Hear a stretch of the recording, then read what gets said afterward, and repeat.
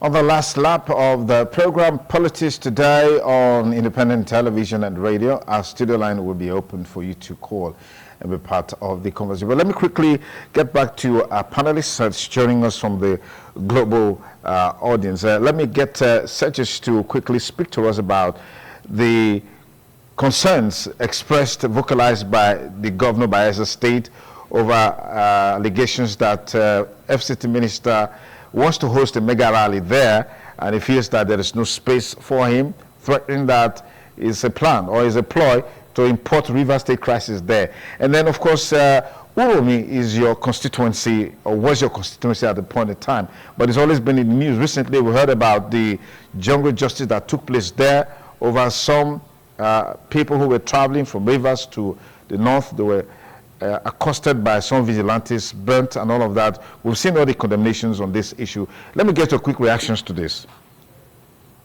Yeah, thank you. On the Bayelsa issue, well, I heard that there was actually a blast in Baranube. I've been to that location.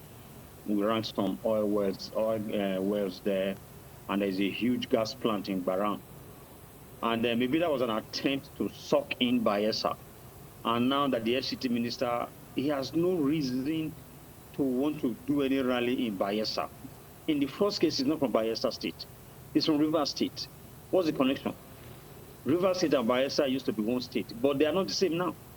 It's like a leader in Bayelsa of a political party who now want to do a rally in Edo State. Sorry, a leader in Delta State who now want to do a rally in Edo State because we were once Bender State.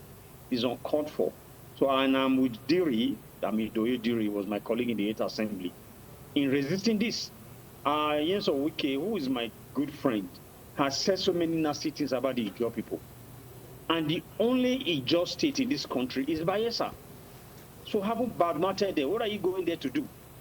I know the Turner guy is supposed to be the South Secretary. He's being used now, but I can tell you for free that rally will not hold. And if he holds, God help us, I'll be bloodshed. I know the Ijaw people.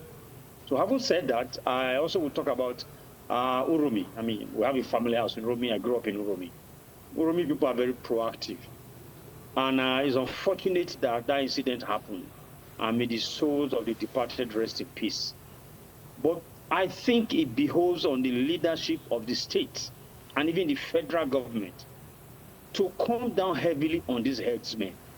People are traveling with guns. Do they have licenses? If they have licenses, what are they doing that they are northerners traveling from one state or the other carrying guns? Last year, 50 hectares of cassava planted, my own, was taken over by herdsmen. They went in with their cows and ate everything. I wrote a petition to the DPO in my local government, forwarded a copy to the area commander. The community told the head of the cattle raiders to leave the community. He agreed. He will leave within 14 days. He didn't leave. This matter was taken to the area commander. Nothing was done. The area commander said, oh, well, they can't see the guy anymore. The guy was parading the village, my village. The villagers said, look, this man is around. There was no instruction from the area commander to the DPO to arrest the man. So these things are prevalent. And most of these people are doing kidnapping around. So they have more money than you to bribe the police. Quote me. Because even when that incident happened, I gave mobilization to the area commander in the event that they have to go to the bush to investigate what happened. And they went, and the man admitted that their cow actually ate my cassava. 50 hectares is not a joke. If I was an ordinary person, that would have put me in poverty today. But nothing happened. Okay. All right. Let's proceed there because we are pressed for time. The community suffers from this every day. Yeah. Every average Asian person suffers from this. Let me not go to Edo North or any other part of the country. An average Asian person suffers from this every day. So I think the governor and the federal government should do something about it before it degenerates. All right. Thank you very much. Let me take this call. We'll have our first caller on the program.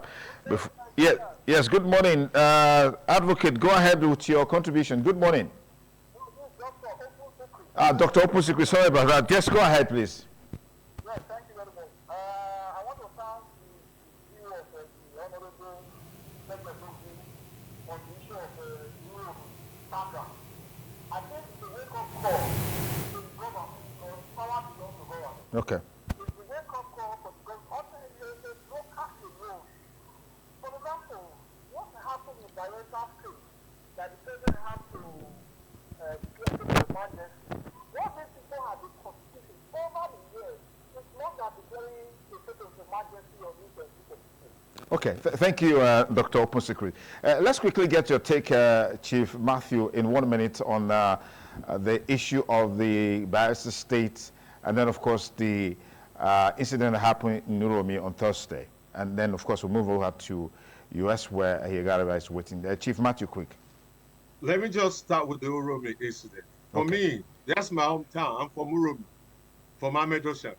I remember during the campaign last year, I did a short video about the atrocity that was going on, the trucks, the blockage of road. If you reach Angle 90, going all the way towards Amedosha, it's unpassable. By 5, 6 o'clock, local indigents, they run away. Everybody's locked up in their house. These herdsmen take over, abuse, mess up the place, and do a lot of things. This is the thing. What happened to those people? These people are not totally innocent. Let us be very clear. No hunter go with AK-47 hunting. So let's label them properly. We can't call them just local hunters. They're not. Local hunters don't hunt with AK-47.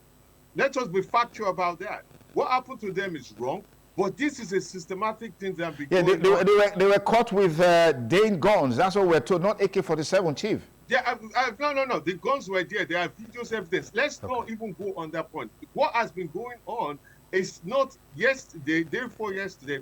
It's what has been going on for months. I have a cousin who could not go farming. Is now starving. They have been sustaining because twice he has been shot. All right, Chief, let me pause it. We have a caller on the line. Hello, caller. Good morning. Good morning. Just pause there, Chief. Thank you so much. We have a caller on the hello, caller. Good morning. What's your name? Yes, go ahead, please.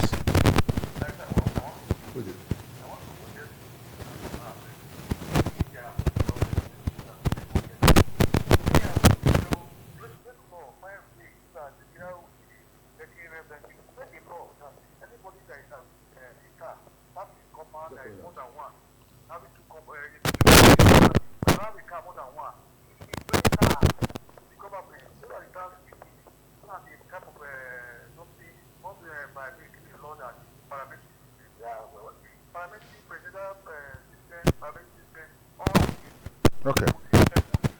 All right. Thank you. Harry, let's get your final take on this last lap of our conversation. Quickly.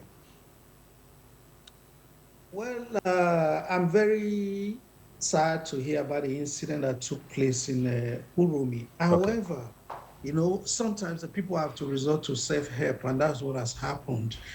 Firstly, I don't think the Fulanis have any kind of license to bear any kind of arms. In Nigeria, before you can bear arms, you must have a license, and I don't think they do.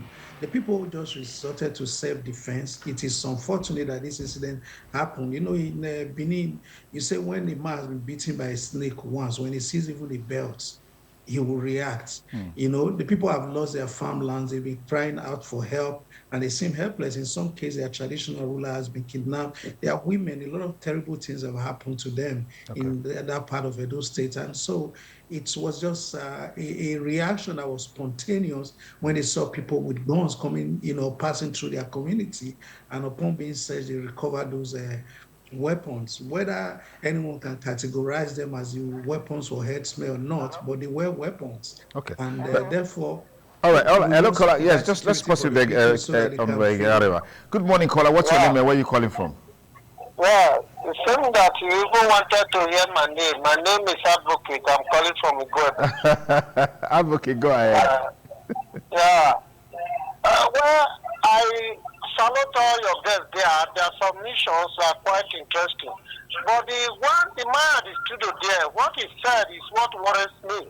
Why is it that the National Assembly seems to be absolutely tied to the upholstery of the president?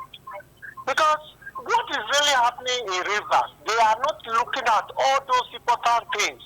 They are not looking at important things that affect the people. Rather, they come out with something that they will not achieve. They cannot achieve. The bill that is going on, can they ever even achieve that? Can the president ever sign that? Can they even veto the president?